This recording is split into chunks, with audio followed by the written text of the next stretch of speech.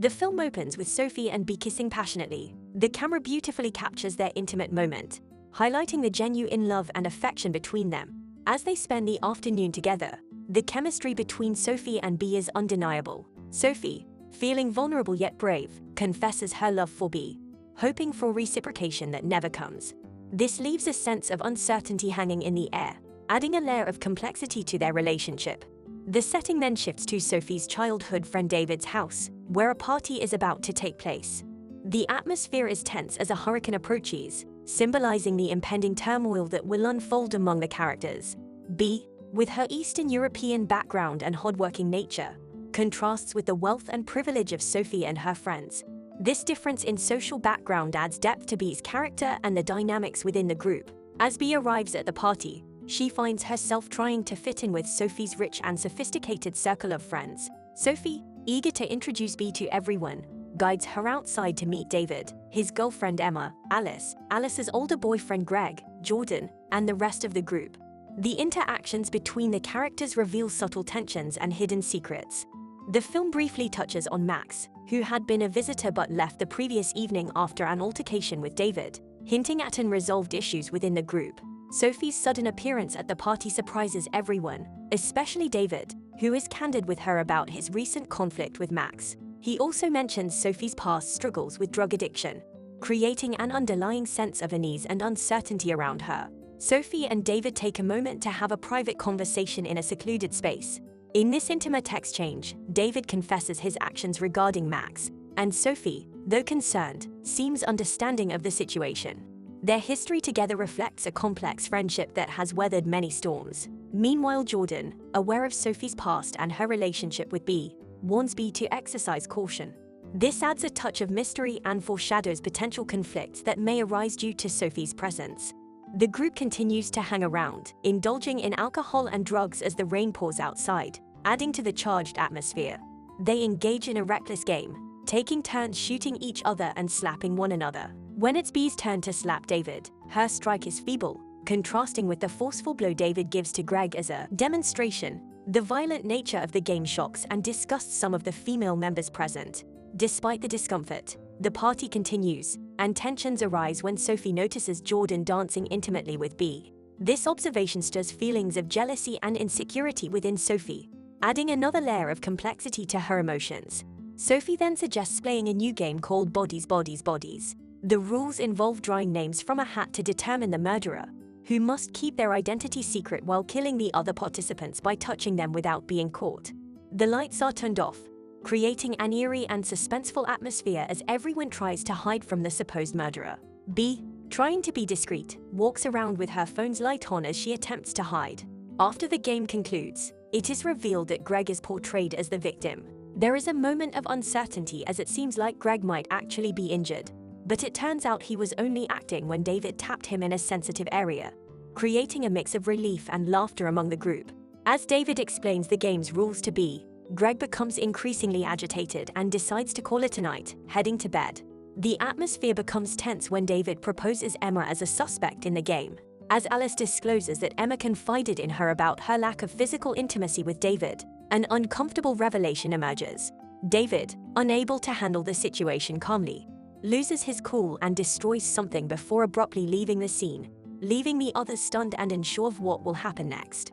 The atmosphere in the house becomes tense and eerie as the girls continue to have a good time despite the loss of electricity. However, the mood quickly turns to horror when Bee stumbles upon a shocking sight in the kitchen. David is staggering towards the glass door with a gory wound on his neck. The girls rush to help him, but tragically, he passes away in front of them, with their car unable to start and no signal to call for help. Fear and suspicion take over. The girls, now realizing that they might be trapped with a potential killer among them, decide to retreat back inside the house for safety. Max and Greg emerge as the primary suspects, given their previous conflicts with David. Despite Alice's objections, the others pressure her into finding Greg. As tensions rise, Jordan arms herself with a cleaver for self-defense. The group gathers in Alice's room and searches through Greg's luggage, where they discover a knife and a map with the house's location circled on it. These findings further fuel their suspicions. The girls confront Greg in the house's gym, where he had been sleeping with headphones on. Initially thinking it's all a joke, Greg is taken aback when he ends up grabbing a knife off one of them during the interrogation. The group eventually agrees to put their weapons down, but as tensions escalate, a struggle breaks out. Emma, in a desperate attempt to protect the others, jumps on Greg's back, leading to a chaotic and fatal incident. In self-defense, Bee strikes Greg with a kettlebell weight, killing him. The room is left in shock and horror as Alice screams and cries over the unfolding tragedy. The girls are now faced with the harsh reality of what has transpired and must grapple with the consequences of their actions. There is still a lot of tension. Sophie holds Emma accountable for what transpired, believing that she may have been a factor in Max killing David. She is made to flee after being insulted by Sophie. After Sophie apologizes to Emma, who they later run into again in the kitchen, Emma gives her a kiss in return. Indifferent, Sophie just hands her a bag of pills as she indulges in some cocaine.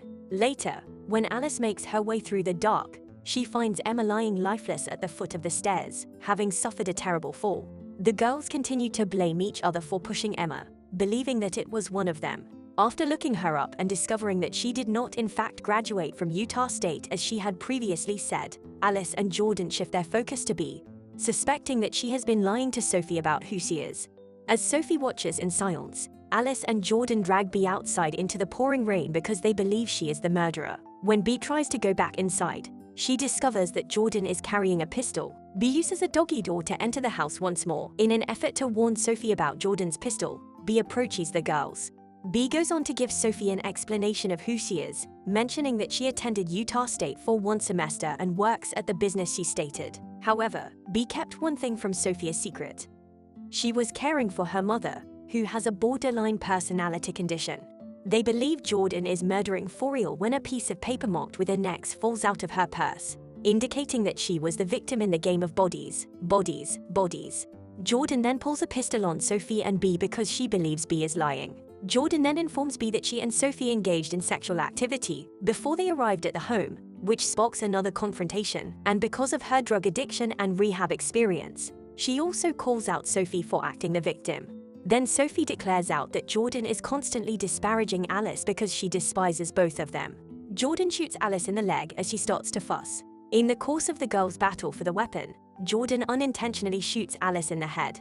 As they climb the stairs, Sophie tries to grab Jordan's gun, and Jordan points the weapon at her.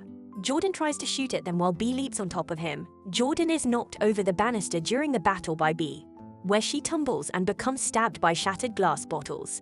Jordan instructs Bee with her last breaths to look at Sophie's texts before she starts shooting madly into the air. Bee has begun to distrust Sophie as they both conceal. She seeks refuge elsewhere in the residence. When daylight arrives, Bee strolls about and discovers the dead bodies scattered all throughout. When Sophie discovers her outdoors, she sobs as she confesses to giving Emma drugs and claims that she slipped and went down the stairs because Sophie feels guilty. Sophie is instructed to show Bee the texts on her phone by Bee, who then aims the pistol at her.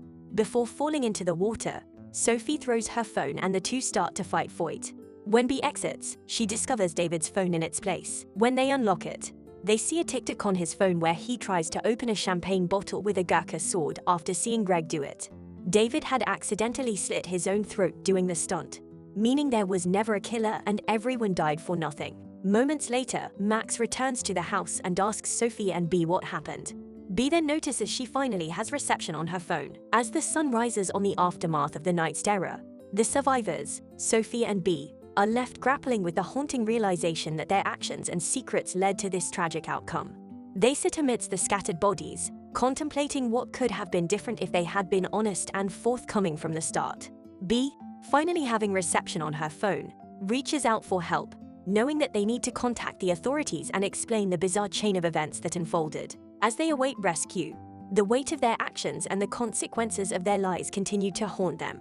They now understand that trust and truth were indeed scarce commodities in their circle of friends, and it ultimately led to their downfall. The film's chilling tale serves as a cautionary reminder of the dangers of deceit and the importance of open communication. It delves into the complexities of human relationships and how keeping secrets can have disastrous consequences. The video recap urges viewers to reflect on the story and consider how things might have turned out differently if they had chosen the path of honesty and vulnerability. The ending prompts questions about redemption and salvation. Could some of them have been saved if they had faced the truth together, perhaps by sharing their struggles and seeking help? They could have found support and understanding among their friends. What did you guys think of this twisted ending? Subscribe for more videos like this. Turn on notifications and leave a like. It really helps the channel.